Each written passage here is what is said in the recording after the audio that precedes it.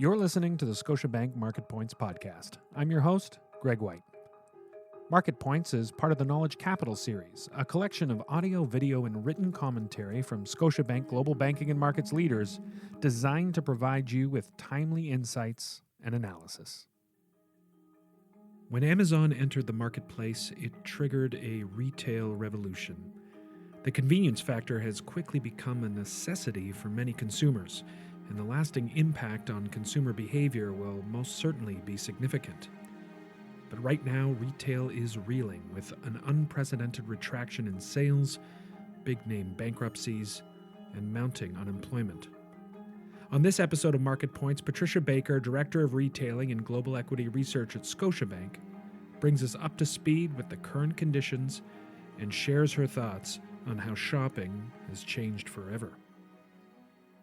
Hi, Patricia. Thanks for joining us on the podcast today. It's my pleasure, Greg. The U.S. retail numbers have just come out, so that's probably the best place to start. Can you break down those numbers for us?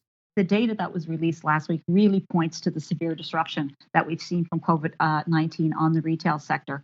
The month's figures showed the largest decline since the data started to be collected in 1992. Year on year, April 2020 compared to April 2019, overall retail sales were down 21.6%. But if we compare the April figures to the March figures, they were down 16.4% from the March levels on a month-on-month basis. Inside those numbers, there are some dramatic differences across sectors. The food and beverage category actually up 12% year on year, but did decline 13% on a month-to-month basis comparing to March, where we saw the big surge in grocery shopping. Clothing and accessories was hardest hit, down 89.3% year on year. Furniture stores down 66.5%. Broader general merchandise down 14.9%, and gasoline stations down 42.8%. This is a big disruption to consumer spend and a big disruption for retail. It makes the operating models very difficult when you have that level of decline. For retail, April 2020 is going to go down as a lost month. Now, in Canada, the latest data that we have is for February. The March data will be released on Friday. However, there's no reason to believe April trends in Canada will be any different to what we've seen in the U.S. So, significant downturn in the retail numbers. Where did online shopping come in as a support system there to provide at least an uptick or an offset to those lower retail numbers? Excellent question, Greg. Certainly, COVID-19 has acted as a huge catalyst to shift consumers to online shopping, and I'm sure that the companies that made the right technological investments over the course of the past several years and were positioned with an online platform were in a lot better position than those that didn't. And we have some data that's come out with the Q1 results, giving us an indication of where online numbers shifted, and they are very big numbers. Walmart indicated their online sales in Q1 were up 74%, Target up 141%.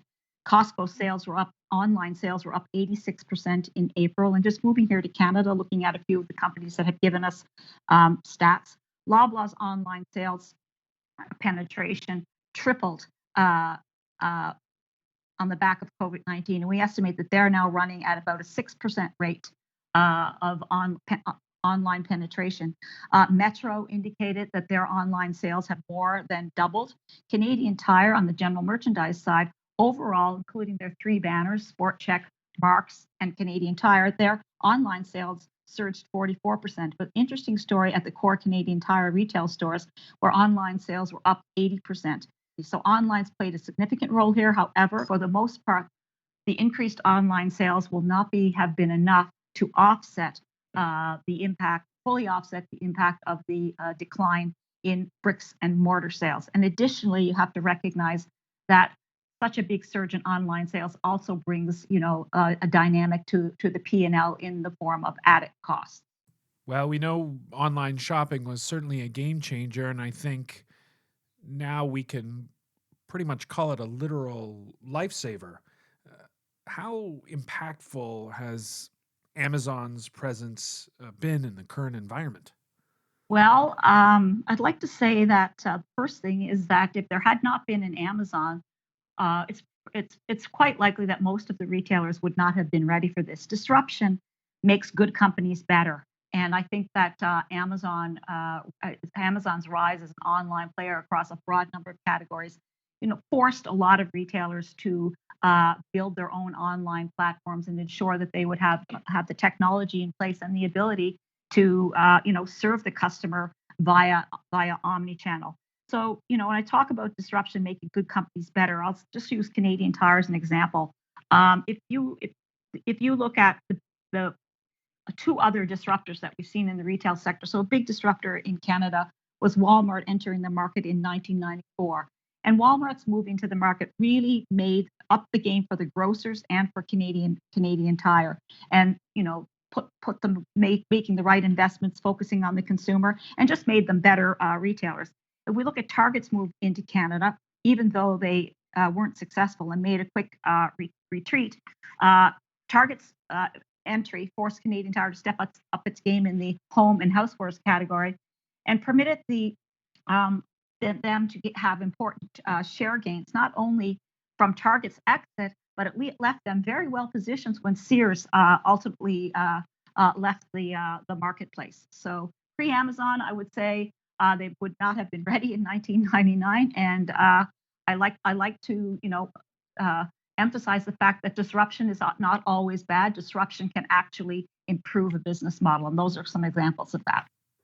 Well, COVID-19 seems to have been an accelerant then for a lot of the disruption that was already happening in the sector. So I'm curious about how things looked coming into this in the first place. If we go back to 2000, prior to 2020 and COVID-19, 2019 set a record for retail bankruptcies and store closures. There were 23 retail bankruptcies in the U.S. in 2019, up from 17 in 2018. There were 9,300 store closing in the U.S., and that was the biggest year ever, and was up 60% from the level seen in 2018. It's not a bold statement for me to make that we're going to exit 2020 with another record year of bankruptcies and a record year of store closures. To date, we've already seen Neiman Marcus, J.Crew, JCPenney, Aldo, and Reitmans here in Canada file for bankruptcy. That list is going to get a lot longer. We're going to have a much more consolidated industry eventually. No grocers on that list, of course. The sales have been strong, as you had indicated off the top. The concern, I guess, in that side has been more supply. First, when consumers were making a run on the shelves, and then more recently, we seem to be facing a real supply concern, specifically in the food processing side. Where are we right now with that situation? Where we are right now, certainly let's go back to the beginning where we had severe, we had shortages and a supply issue that really just revolved around stockpiling and had nothing to do with any actual real shortages. And we're over that period and things had stabilized. Most of the retailers worked very, very closely with their vendors to ensure that they got the supplies that they needed. Now, what you're referring to is what unfortunately has happened in meat processing plants where COVID cases have interfered with the slaughtering of and processing of meat. Now, right now we are in the midst of a shortage of beef and other proteins. We've seen the price of beef rise quite rapidly over the course of the past month, and retailers are actually starting to ration the number of items that people can purchase. We will get through this. It will take a little bit of time. I think some retailers are being quite creative about sourcing finding alternative sources for this product. But I was in a conversation yesterday with one retailer who indicated that they are anticipating a 30% increase in beef prices in the coming months. So we're definitely going to see inflation in that category, and it showed up yesterday in the CPI food at home numbers. Speaking of food at home, then, I mean, the trend out of necessity has been more grocery shopping, more eating at home. Once things have sort of reopened on the restaurant side, are we all going to go flooding back, and this spike in groceries is temporary? Well, it's simply my personal opinion, but I think rushing back is not something we're going to see until we get a vaccine. But that having been said, I do believe that consumers will exit the pandemic holding on to some of the habits they've developed while under lockdown. People have gotten used to cooking 3 meals a day, 7 days a week, discovered new habits like baking. We've heard all the anecdotal stories about that, and discovered that maybe they like to prepare meals. This is all going to be exacerbated by the fact that we're going to have a very severe economic slowdown. So, by definition, you would see less eating out and less eating away from home. So, some of some of the surge in grocery shopping, not at the current levels, but some of that will stick because I think some of the habits that people develop under lockdown will continue, and I think there'll also be an economic impact, which will see people eating more at home because that tends to be what happens in a more recessionary environment. Also, another point I want to make is the whole office-centric world that we've lived in pre-COVID-19. I think that will be significantly de-emphasized, and we're going to see people engaging in work from home at a much greater degree than we saw pre-COVID-19. And that will have impacts too on driving habits. It will have an impact on public transportation. It'll have an impact on eating at home and eating out. And it also could impact the apparel sector. So it sounds in a post-COVID world, we're still going to be seeing some lasting change affecting retail and restaurants. And these are two areas that have seen significant unemployment. Is it fair to say then, and unfortunately, that several of these jobs may be lost forever? Greg, broadly speaking, I think I'd have to say yes. I referenced earlier the expectation that 2020 would see record retail bankruptcies and record store closures. With the industry overall operating with fewer stores, there will be an impact on retail hires. However, it's probably worth mentioning that in the short to medium term, there's been a hiring spree in certain retail sectors like the grocers in order to meet the rise in significant rise in demand. Walmart has announced they are hiring 235,000 temporary workers. Loblaw here in Canada launched a website to recruit temporary workers. Metro sent out messages to former summer students and retirees offering them jobs. They've been working with the government asking for more flexibility for visa renewals for foreign workers and also trying to up the hours for foreign students to 40 hours a week from 24. And they've also reached out to specific companies that have started layoffs. Empire, the parent company of Sobeys, have indicated they're looking to hire over 8,000 temporary workers, and they too have reached out to specific employers who have laid off employees like Cineplex and Freshii. We don't know in the long term how many of those jobs that we're calling temporary will stick around, but I just wanted to make sure that I highlighted that. But definitely, broadly speaking, some of these jobs won't come back. So where do we go from here, Patricia? COVID has obviously had a massive impact on just the way we live our lives. How is retail going to change as a result of us going through this? Well, that is the all-important question that everybody wishes they had the answer to.